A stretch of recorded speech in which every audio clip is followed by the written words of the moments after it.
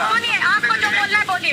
तीसरी बात मैं आपको ये बोलूंगी, क्या इन्होंने जब भी पत्रकारिता का धर्म निभाया है, ये देख करके निभाया है कि वो देश की बेटी का बलात्कार हुआ है तो वो ब्राह्मण है कि नहीं? नहीं, उसने देश की बेटी देखकर इन सभी पत्रकारों ने आवाज उठाई। देश की बेटी, देश के किसान। सुनिए, बात सवाल सब आप में से सुनिए, सुन लीजिए मेरी बात, आप मेरी बात सुनिए। मेरे से सवाल आप जातवाद में कर रहे हैं और होश में ही पूरे करना। जब बात आप कर रहे हैं, क्या इन्होंने किसानों की आवाज उठाई थी? सभी लोगों ने किसानों को सपोर्ट किया था। ये देख करके यहाँ तक किस जात के, किस धर्म के? नहीं, ये देखा था कि देश के किसान है, युवा बेरोजगार था। जब ये बेरोजगारी की आवाज उठाते, ये जात देकर उठाते नहीं। ये देखते कि देश का बेरोजगार है, बेटी का बलात्कार हो जाता। ये नहीं देखते कि कौन मनीषा वाल्मीकि है, कौन कौन सी है। ये पता है कि देश की बेटी है, कौन हाथ रखता है। तीसरी बात, सिर्फ ये जो पूरा प्रकरण हुआ है, अब मैं आपको इसका निष्कर्ष निकाल के बता देती हूँ, जिससे कि आप जातवाद पे सवाल न करें, देश के सिस्टम पे करें। दूसरी बात, मैं बस ये बोलूँ, अगर यही बयान किसी और जाति या किसी और धर्म पे आता, एक मिनट पूछने दीजिए सवाल, किसी और धर्म या किसी और जाति पर अगर ये बयान आता तो अब तक क्या होता? अगर ब्राह्मण मैदान में आ रहे तो उसे ब्राह्मणवाद फैलाया जा रहा है, ये क्यों बोल रहे हैं? ये इनसे मैं हैरान हूँ, ऐसे लोगों की व्यवस्था से, कि आज जब देश की बेटी का बलात्कार होता तो हमारा दिल दुखी होता। हमने आवाज उठाई। आप एक भी मुझे टैग बता दीजिए कि मैंने कभी भी अगर आवाज उठाई है, किसी की जात देखकर उठाई है, धर्म देखकर। मैंने बिल्किस बानो की भी आवाज उठाई है, मैंने मनीषा वाल्मीकि की आवाज उठाई, मैंने देश के किसानों की आवाज उठाई, जात देख करके नहीं, ना धर्म देख करके। मैंने उठाई देश की बेटी, देश के किसान देख करके। तीसरी बात, जब ये सारा जो सिस्टम है, अब आप सोचिए कि ये हिंदू है। अब मैं कह सकती हूँ खुले मंच से कि ये हिंदू नहीं है, ये नकली हिंदू है, क्योंकि इन्होंने श्रीमद् भागवत गीता नहीं पढ़ी। अगर ये पढ़ते, ये कृष्ण को गलत ठहरा रहे हैं। अपने आप को हिंदू कहने वाले लोग ये ठाकुर जी को गलत ठहरा रहे हैं, मेरे कान्हा जी को, जिन्होंने श्रीमद् भागवत गीता पढ़ी, जिनके इतने चर्चे किस्से, और जिनके नाम ले लेकर के ये राजनीति करते, जिनके नाम ले लेकर के ये बकवासे करते टीवी पे बैठकर, ये उन्हीं को झूठला ठहरा रहे। इसका मतलब ये हिंदू नहीं है। तीसरी बात, 2024 का चुनाव है, 2024 के, अब मैं इसी प्रकरण पे आ रही हूँ। मैं वही प्रकरण पे आ रही हूँ। अच्छे से पता है कि भारतीय जनता पार्टी से ब्राह्मण दूर हो रहा है 24 के चुनाव में, ये सबको पता है। इसी को एक ब्राह्मण जब बयान देता है, ये देखिए कि एक ब्राह्मण अपने समाज के खिलाफ उल्टा सीधा बयान बोलता है, जिसको तहजीब नहीं, जिसने श्रीमद् भागवत गीता नहीं पढ़े, जिसने अपना ग्रंथ नहीं पढ़ा। मिस्टर भागवत को मैं हैरान हूँ। मैं उनकी उम्र पे दुर्लालत भेजती हूँ, उनके ज्ञान पे मैं दुर्लालत भेजती हूँ, ठीक, कि उनको अपने समाज का, अपने धर्म का ज्ञान नहीं है, तो वो कैसे कहते हैं कि हम हिंदू वाले संगठन वाले हैं? कैसे कहते हैं? हिंदू राष्ट्र की किस हैसियत से, किस हैसियत से क्या ना? इस बात का जवाब वो अपना आपकी होगी, मेरी विचारधारा, मेरे देश के। अब आप एक्स्ट्रा मत बताइए मुझे, क्यों, इसमें क्या गलत है? मैंने सही बोला है? आपने सही कहा है। पागल हो गई, समझ में ना आ रही हिंदी? पूछा ना, नहीं आपको जवाब दिया, समझ में नहीं आया। यूं आपसे पूछा ना, मैंने इतना सुंदर जवाब दिया। मैंने आपको बताया, किसी भी ग्रंथ में नहीं लिखा कि आप गलत काम करें। व्यक्ति गलत हो सकता है, इंसान की सोच गलत हो सकती है, ना धर्म गलत हो सकता है, ना धर्म ग्रंथ गलत हो सकते हैं। समझ नहीं आ रही इतनी बात। दूसरा सवाल ऐसा बयान क्यों दिया जा रहा है? ये बात उनसे, लेकिन बाबा रामदेव ने जो कहा है कि मुस्लिम नमाज 5 टाइम की नमाज पढ़े, उसके बाद चाहे कुछ भी करे, लफ्ज़ याद करें या कुछ और करें। देखिए, किसी भी ग्रंथ में ये नहीं लिखा हुआ, चाहे वो बाबा रामदेव ने, मैंने सुन लिया, मुझे आवाज बहुत जल्दी आती है, मोरने वाले कान है, मेरे ध्यान रखना।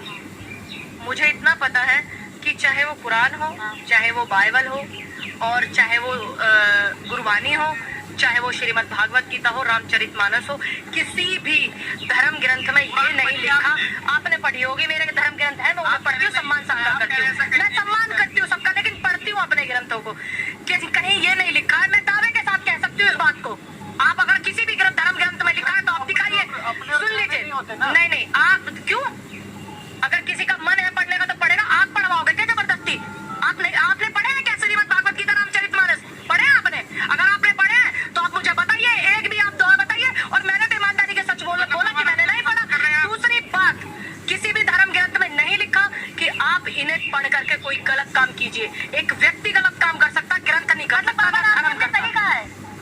पागल हो गई है, समझ में ना आ रही हिंदी? पूछा ना, नहीं आपको जवाब दिया, समझ में नहीं आया। यूं आपसे पूछा ना, मैंने इतना सुंदर जवाब दिया। मैंने आपको बताया, किसी भी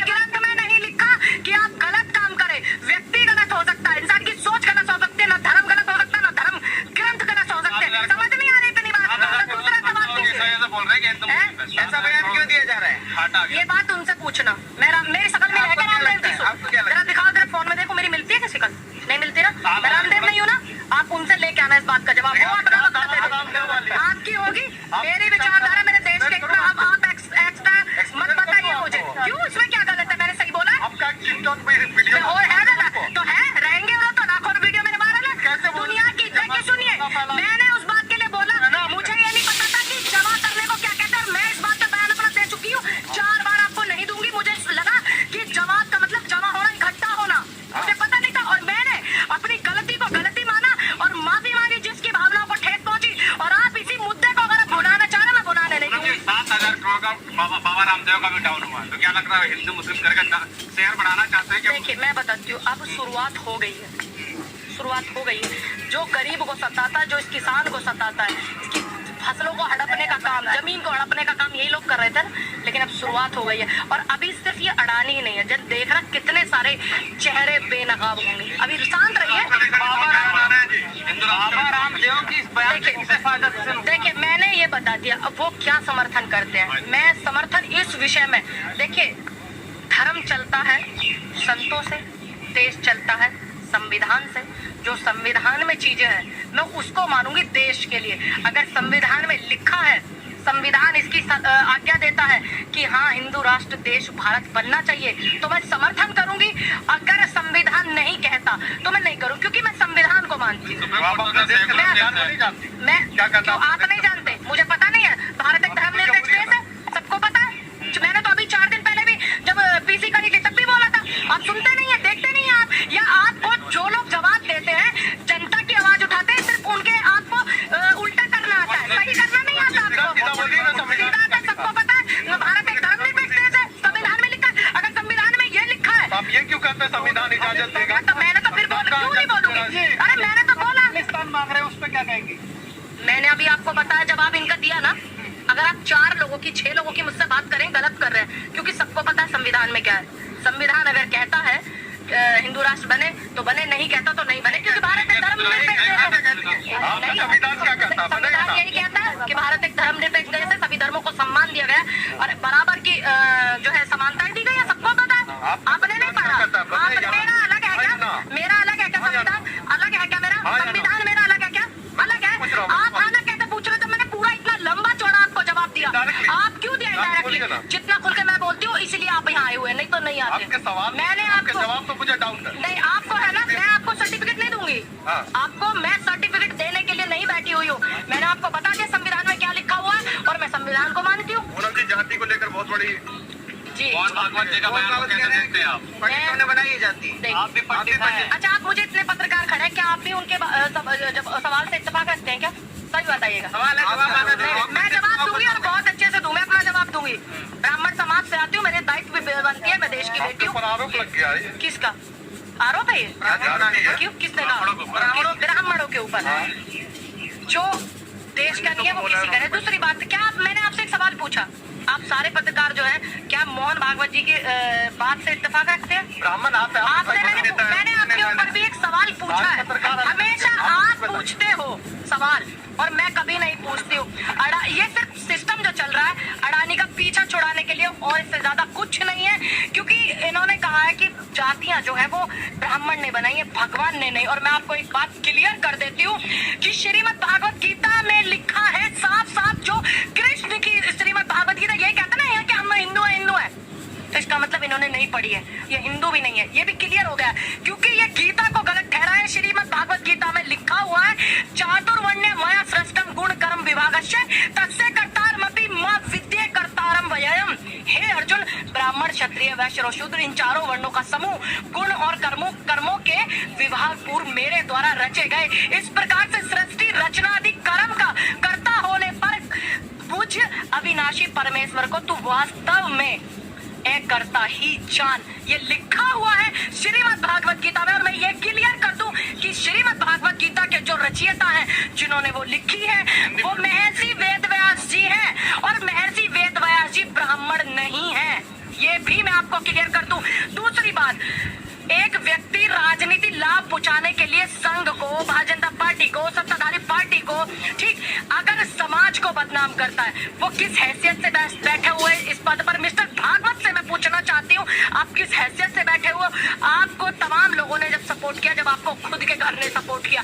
दूसरी बात, क्या नहीं किया ब्राह्मणों ने भाई देश के लिए? एक व्यक्ति गलत हो सकता है, अगर कोई व्यक्ति ये कहता है कि उस मुस्लिम लोगों ने ये कर दिया, तो हमेशा मैं कहती हूँ कि एक व्यक्ति ने गलत किया। शांति से सुनिए मेरी बात, पहले जवाब मेरा पूरा नहीं हुआ, और यहाँ हूँ तो आपको पूरा अच्छे से जवाब देकर जाऊंगी।